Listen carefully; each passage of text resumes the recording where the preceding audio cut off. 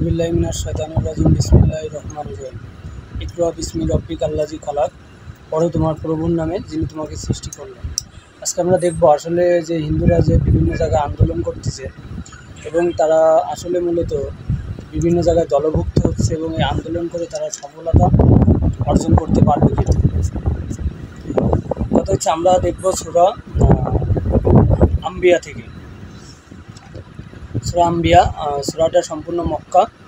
এখানে আমাদের ইব্রাহিম আলাইহিস সালামের কথা বলা হচ্ছে। আল্লাহ তাআলা আমাদেরকে বলতেছে যে নিশ্চয় আমি জাবুরের মধ্যে উপদেশ পর লিখে দিয়েছিলাম। জাবুর কিতাবে আল্লাহ তাআলা লিখে দিয়েছে যে আমার যারা যোগ্যতাপূর্ণ বান্দা তারা এই পৃথিবীর অধিকার পাবে, পৃথিবীতে রাজত্ব কায়েম করবে। কথাটা হচ্ছে জাবুর কিতাবে কলম লেখা আছে। এখন আল্লাহ তাআলা আমাদেরকে বলতেছে যে নিশ্চয় এই কোরআন যথেষ্ট ইবাদতকারীদের জন্য।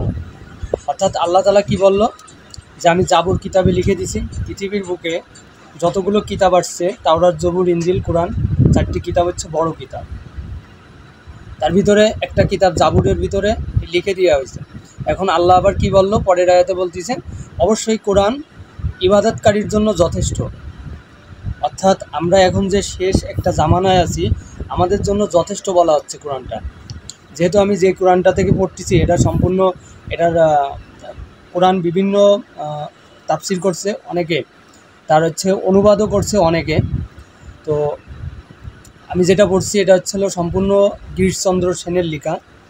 উনি ইব্রাহিম আলাইহিস সালাম সম্পর্কে বলতেছে যে ইব্রাহিম আলাইহিস সালাম সম্পর্কে তার জাতি তার কাছে জিজ্ঞেস করতেছে যে ইব্রাহিম তুমি তো জ্ঞানীদের মধ্যে একজন, তা তুমি যে যুবক, তুমি যে জ্ঞানী, তোমাকে আমরা বুঝতে পারতেছি তোমার ভিতরে জ্ঞান আছে। এখন তুমি বলো যে আমরা আমাদের যে বাপ দাদারা যেভাবে মূর্তিগুলোর পুজো করে আসছে আমরাও তো সেভাবেই পুজো করতেছি, আমরা বসে আছি, মূর্তিগুলো আমাদের সামনে আছে, তাহলে আমাদের এখানে ক্ষতি কী? তুমি কেন আমাদের উপরে রাগান্বিত হচ্ছ বা তুমি কেন আমাদের সাথে দ্বিমত পোষণ করছো? তুমি তো আমাদেরই একজন। অথচ ইব্রাহিম আলাইহিস সালাম কলাম কোনো মুসলমানদের ভিতরে প্রথম আসেনি, উনি কলাম হিন্দু ধর্মের ভিতরে উনি কলাম আসছে। ওনার পিতা একজন, ওনার আজর ছিলেন, ওনার পিতা একজন মূর্তি পুজোর কারিগর ছিলেন। এবং যারা মূর্তি পুজো তৈরি করে, যারা কারিগর থাকে তাদের আলাদাভাবে মূল্যায়ন করা হয়। তো আমরা যে ধর্ম সম্পর্কে বলতেছি এটা হিন্দু ধর্ম না, মূলত সনাতন।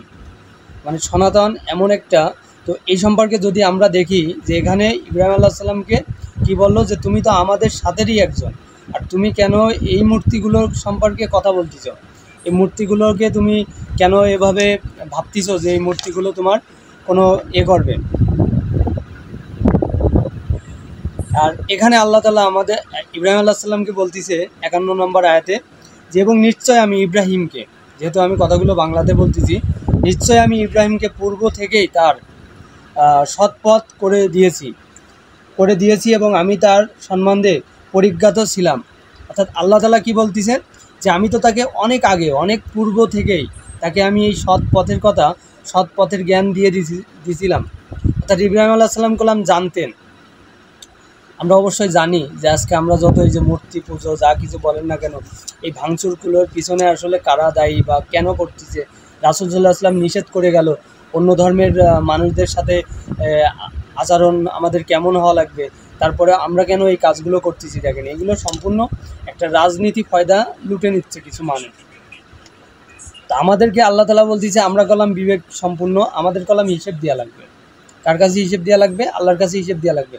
আপনি সে বলেন ঈশ্বর, গড, জিজাস, আপনি সে যা কিছু বলেন না কেন, যে ঈসা মসিহু, আপনি যে ধর্মের যা মানেন না কেন, শ্রীকৃষ্ণ, ভগবান, অর্জুন যাই মানেন না কেন, আপনাকে সর্বোচ্চভাবে আপনার রবের কাছে কি করা লাগবে? আপনাকে হিসেব দেওয়া লাগবে আপনি যদি উল্টোপাল্টা কোনো রকম কোনো কিছু করেন। অর্থাৎ আমাদের সবসময় টার্গেট থাকবে যে একটা মাত্র, মানুষ যেন সঠিক জিনিসটা বুঝতে পারে এবং তারা যেন সেই সঠিক জিনিসটা বোঝার পরে সঠিকভাবে যেটা সত্য সেটার দিকে যেন তারা ফিরে আসে।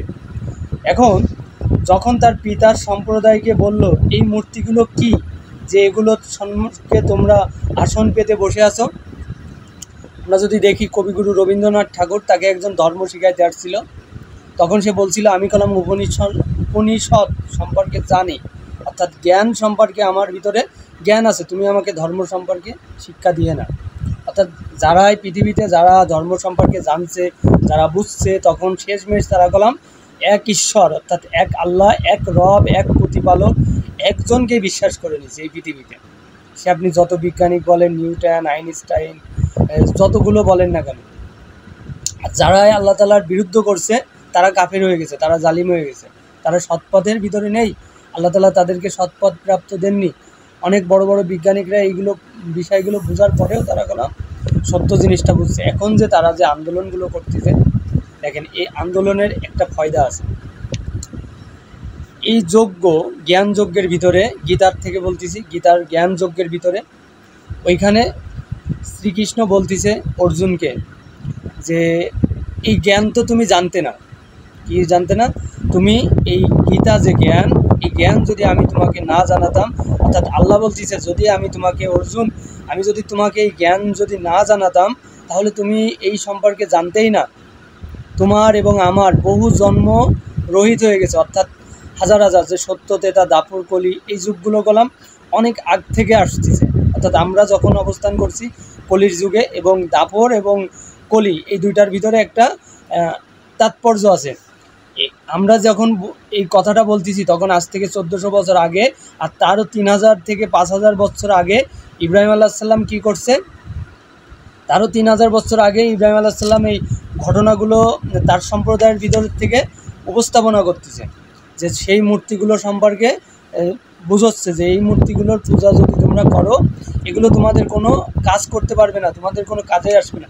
এমন কথা হচ্ছে তখনকার যারা মূর্তি পুজো করতো তাদের ভিতরে গেলাম গীতা জ্ঞান ছিল না, বেদ জ্ঞান ছিল না, আপনার হচ্ছে তাই যজুর্বেদ, সামবেদ, ঋগ্বেদ, এই বেদগুলোর কোনো জ্ঞান ছিল না, গরুড় পুরাণ, পদ্মপুরাণ, যা কিছু বলেন না কেন এইগুলোর কলাম কোনো ছিল না। আর দ্বিতীয়ত, যেমন আজকে মুসলমানদের ভিতরে বিভিন্ন দল মত বিভিন্ন কিছু হয়েছে।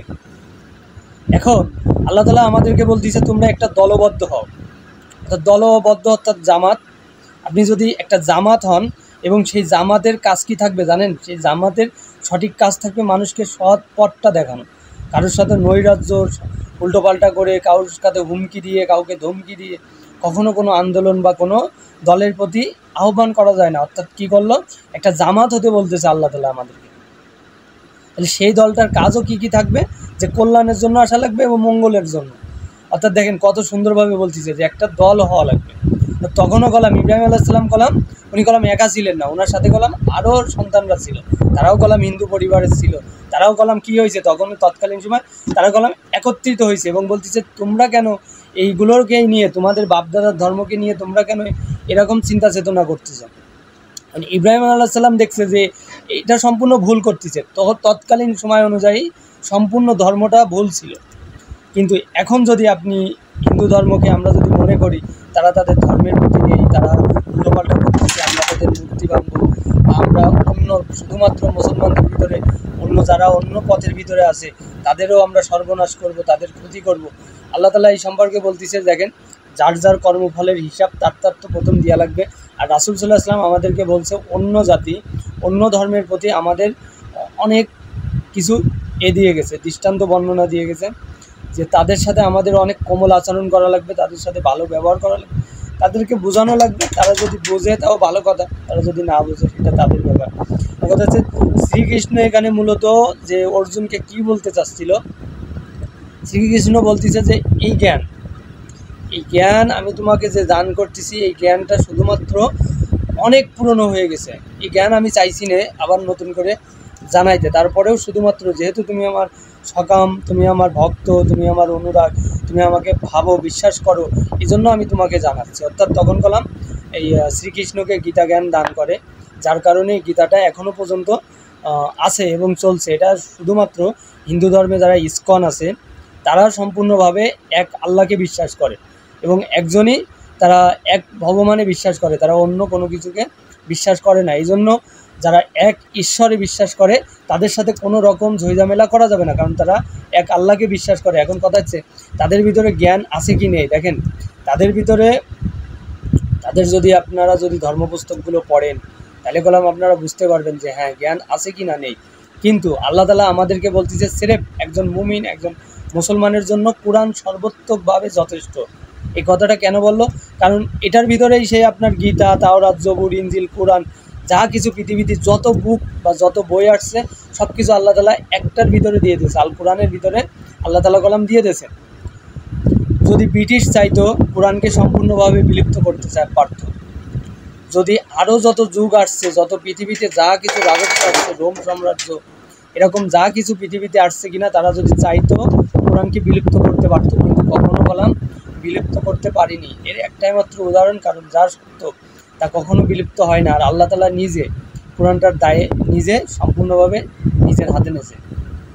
জন্য আমরা চাইবো তাদের সাথে কোনো রকম ফ্যাসাদ তৈরি করতে না করা। দেখেন, ধর্মের সাথে লড়াই করা আর একটা কারেন্টের খুঁটি, অর্থাৎ সেই ভিজে খুঁটিতেই হাত দেওয়ার মতো।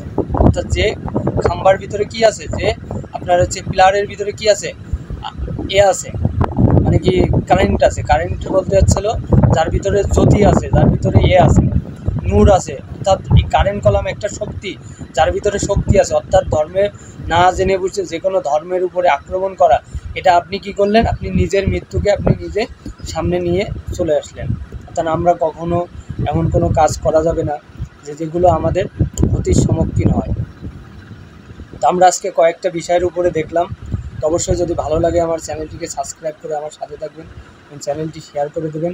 তো আমাদের এখান থেকে উদারত আহ্বান থাকবে, আমরা কখনো কোনো বিষয়ের উপরে কোনো মনোক্ষিপ্ত হওয়ার পরে কাউকে কখনো কোনোভাবে আক্রমণ করা যাবে না। তৎকালীন সময়ে ইব্রাহিম আলাইহিস সালামকে বলতেছে, আপনি তো একজন জ্ঞানী, আপনি একজন ইমাম, আপনি একজন সঠিক, আপনার ভিতরে বুঝ জ্ঞান আছে, আপনি তবুও কেন আমাদের এই বাপদাদার রেখে যাওয়া ধর্মকে আপনি প্রত্যাখ্যান করার চিন্তা চেতনা নিচ্ছেন? যারা তাফসির পড়ছে তারা কলাম ভালোভাবে জানে যে আসলে ইব্রাহিম আলাইহিস সালামের সাথে ওই জাতির ভিতরে কি বলা হয়েছিল। শুধু আম্বিয়া না, ইব্রাহিম আলাইহিস সালামের ঘটনা অন্য অন্য কোরআনের বিভিন্ন সূরার ভিতরে আছে।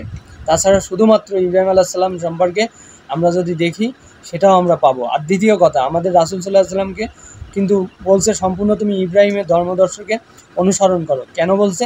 কারণ তিনি তো পারতেন, আল্লাহ তাআলা তো বলতে পারতেন তুমি ঈসা আলাইহিস সালামের ধর্মদর্শ অনুসরণ করো, তুমি ইউসুফ আলাইহিস সালামের যে ধর্মদর্শ, যে বিধান প্রতিষ্ঠা করে গেছে সেটা তুমি ধর্মদর্শ অনুসরণ করো, বা অন্য কোনো ধর্ম যারা প্রতিষ্ঠা করছে আমি তো মুসার ধর্মকে অনুসরণ করো। কিন্তু আল্লাহ তাআলা কলাম বলিনি। আল্লাহ তাআলা সম্পূর্ণ ইন্টিগ্রেট করতেছে কার প্রতি?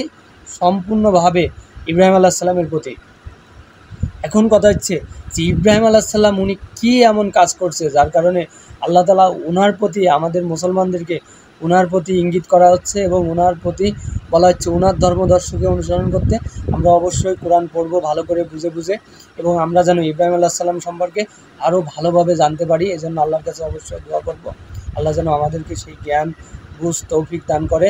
এবং অবশ্যই আমরা কোনো ধর্মের প্রতি কখনো কোনো আগ্রাসী মনোভাব নিয়ে আক্রমণ করা যাবে না, এবং আমরা একটা দলবদ্ধ হওয়া লাগবে, আমরা একটা জামাত হওয়া লাগবে, এবং সঠিকভাবে যেই দিনটা সঠিক, যেই পথটা সঠিক, আমরা অবশ্যই সেই পথটার ভিতরে, আমাদের সেই পথটার ভিতরে আসা লাগবে এবং সেই পথটা মানুষের কাছে জানানো লাগবে। সে পৃথিবীতে সবাই কী করে, যার যার ধর্মকে সে প্রচার করতেছে, যার ধর্ম যতটা ভালোভাবে সে শৃঙ্খলভাবে প্রচার করতে পারবে। আল্লাহ তাআলা বলতেছে আমি জাবুর কিতাবে তাদের জন্য লিখে দিছি, তারা এই পৃথিবীর অগ্রাধিকারী হবে, অর্থাৎ তারাই শুধুমাত্র এই পৃথিবীতে রাজত্ব কায়েম করবে। এখন যারা জাবুর কিতাব জানে তারা কলম বুঝতে পারে যে মূলত কারা এটা। আর জাবুর কিতাবটা আপনি কোথায় পাবেন? জাবুর কিতাব আপনাকে ওল্ড টেস্টামেন্ট ছাড়া আপনি জাবুর কিতাবের সম্পূর্ণ কোনো কিছু বুঝতে পারবেন না, কারণ ওল্ড টেস্টামেন্ট সর্বোচ্চ পুরনো একটা কিতাব, যার ভিতরে বাইবেল, কিতাব, যজুর্বেদ, সামবেদ, কুরআন সব কিছু তার ভিতরে কি আছে, প্রথম থেকে শেষ পর্যন্ত আছে। এবং ওল্ড টেস্টামেন্ট শুধুমাত্র যারা মানে কি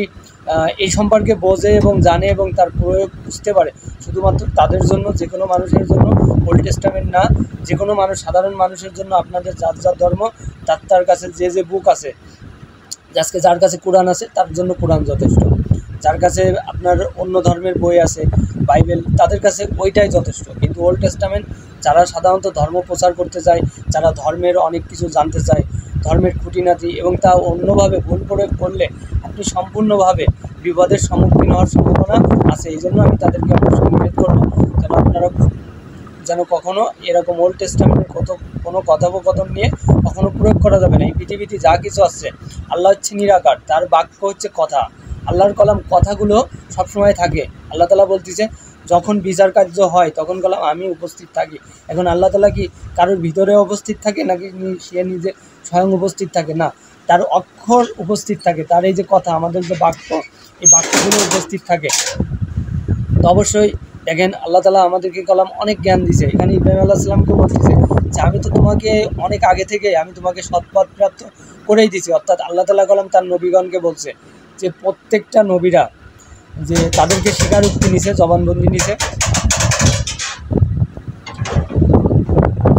যে এই পৃথিবীতে যত নবী আসছে আল্লাহ তাআলা বলছে যখন অন্য কোনো নবী তোমার সামনে উপস্থিত হবে আর তুমি তো তখন স্থির, তখন তুমি কি তাকে মেনে নিবা?